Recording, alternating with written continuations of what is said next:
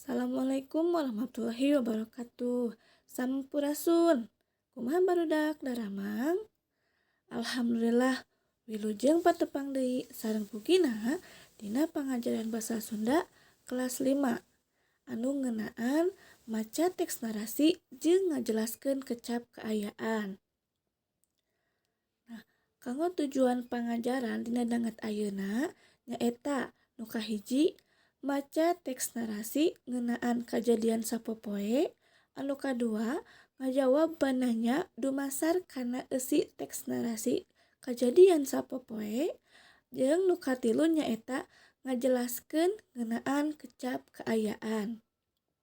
Kitu mangga urang kawitan wae. Nah, teks narasi. Naon teks narasi teh? Teks narasi nyaeta tulisan atawa karangan anu eusina ngebrehkeun lumangsungna peristiwa atawa kejadian, boh nyata boh rekaan. Nah, jadi teks narasi itu yaitu tulisan atau karangan yang isinya mengungkapkan berlangsungnya peristiwa atau kejadian, baik itu nyata maupun tidak. Yang contohnya seperti dongeng, novel, cerita pondok, biografi, dan lain-lain. Nah, ayeuna mangga ku hideuk dibuka buku paketna halaman 13. Nah, di dieu aya hiji teks narasi anu judulna nyaeta Teu Kaur. Mangga ku hideuk dibaca teksna supados langkung kacangkem. Nah, dina teks Teu Kaur ieu intina nyaritakeun hiji budak nu ngaranna Enjang balik ulin manehna ngadon ingkud-ingkudan sukuna nahan kanyeri kusawab sukuna ti palitek. Enjang mah da lamun ulin teh sok bers kamana wae, matakan loba tatu dina awakna. Aya anu dina tarang, suku, jeung dina suku ge can cager. Geus kitu, Enjang diajak ku mamahna diubar diurut ka mangjana. Tapi Enjangna ngadon embungeun, cenah mah sieun nyeri. Nah, isukna Enjang ngadon ulin deui. Sakitu suku masih ingkud-ingkudan ge. Teu lila keur mamahna jongjon marut kalapa, jol Enjang calawak bari aduh-aduhan nyunjuk kana sukuna. Pas ditinggali teh kuku jempol sukuna Enjang nyunghid bari jeung getih baloboran. Geuningan Enjang ti kosewad pas rek turun tina batu, da batuna leueur. Jadi Enjang teu tiasa muntang. Kusawab kitu Enjang jol ti totolonjong bari peana nenggel kana batu alit. Jadi we kuku jempolna nyunghid.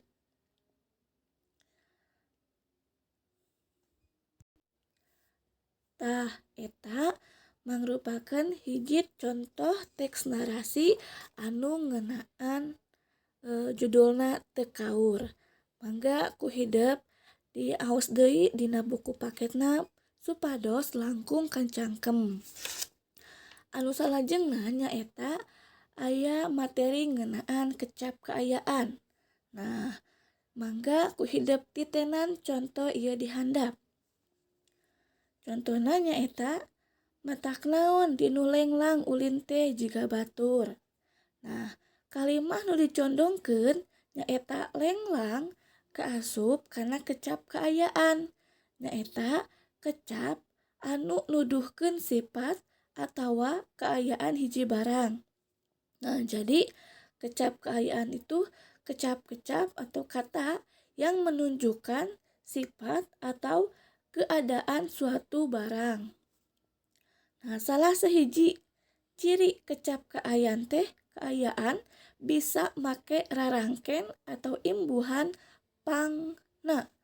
Nah, upamana contohna kecap lenglang bisa diwangun jadi kecap panglenglang. Nah, contoh salajengna nyaeta tina kecap motah dianggo rarangken pangna janten pangmotahna.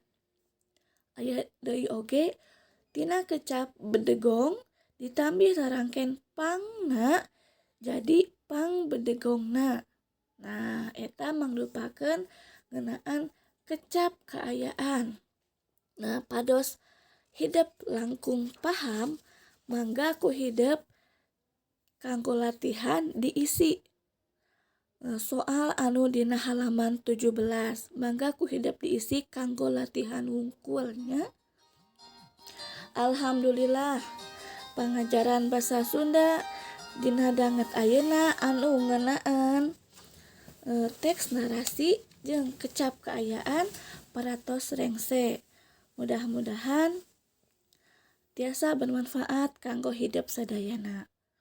Ku kitu mangga urang tutup wae ku ngaoskeun hamdalah. Alhamdulillahirabbil alamin. Hatur nuhun. Wassalamualaikum warahmatullahi wabarakatuh.